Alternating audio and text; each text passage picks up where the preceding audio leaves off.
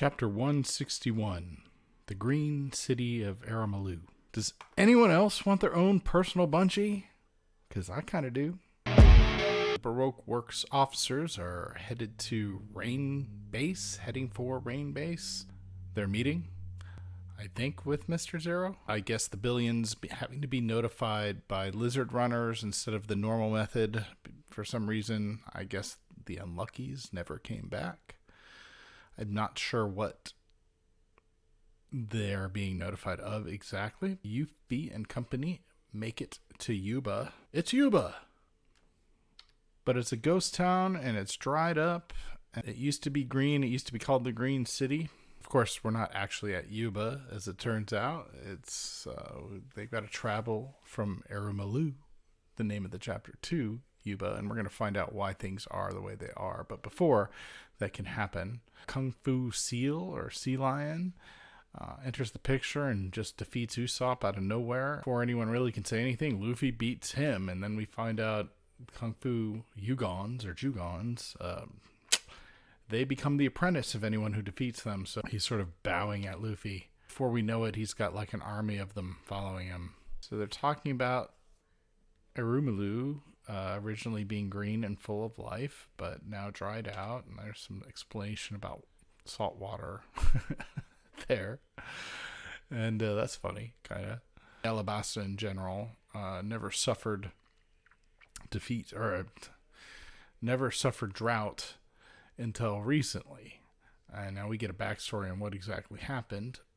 And there was a delivery rolling through Anohana. While it was there, this item being delivered, which was in giant sacks on a cart, falls and spills. And it turns out it's something called dance powder. It's powder that summons rain. What? But why not? That's funny. Just, you really have to be creative and able to disassociate to come up with stuff like this, I think. That, and unless there's some kind of, I mean, I don't know. I'm sure I understand dancing for rain and then somehow making a powder that does the same thing, but there's some jumps in there. I'm not sure exactly how to pull that together if you're writing this sort of thing. But here it is. It turns into a mist and rises up into the sky, and it triggers ice particles to grow in the clouds. But the trick is it doesn't actually create this moisture. It just draws it in from everywhere else around it. So wherever this powder gets implemented, that gets all the rain, but then everything else around it doesn't. So hence the drought, hence people being happy but then angry, and hence the rebellion. And as it turns out, this was apparently masterminded by Crocodile, not to everyone's knowledge, but apparently it was, and it was kind of part of his plan to sow dissent and create a rebellion and create the situation we're in now. So that's kind of that backstory.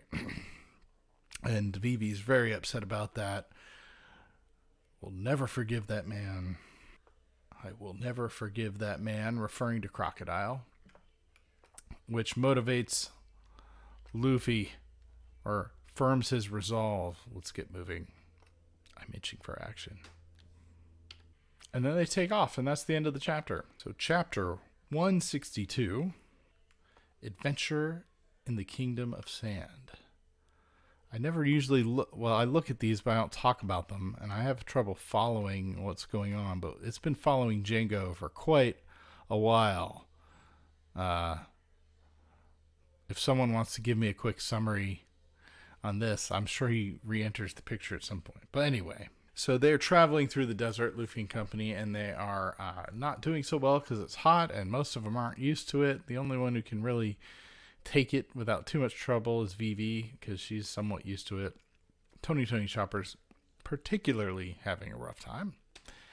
And so they do have supplies, they do have water, and Luffy goes to have some, and they're like, just a sip, we don't want to waste it, and Luffy just like gulps it down.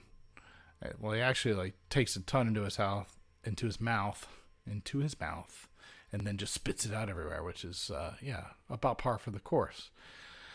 And then Luffy just wants to eat everything again, of course, but, So they do end up motivating. He ends up getting motivated because they agree, okay, we'll wait to eat till we get to the crags. So then all of a sudden Luffy's like motivated to really keep going. And once he sees the crags, he, beelines it there in a burst of energy, which he apparently didn't have. And he finds these birds there that look like they're dying.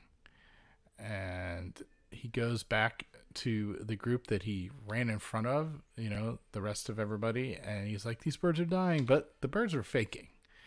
And the birds stole all their supplies. So now they're in a real bad place. And there it is.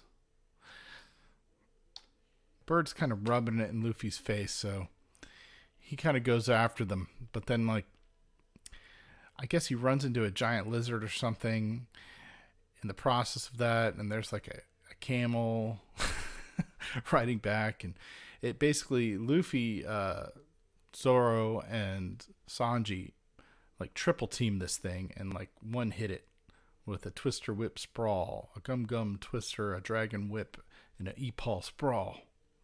Boom, and it's done, to the point where Usopp and I think Vivi over here it might be Nami, I'm not sure, are almost sad for the monster.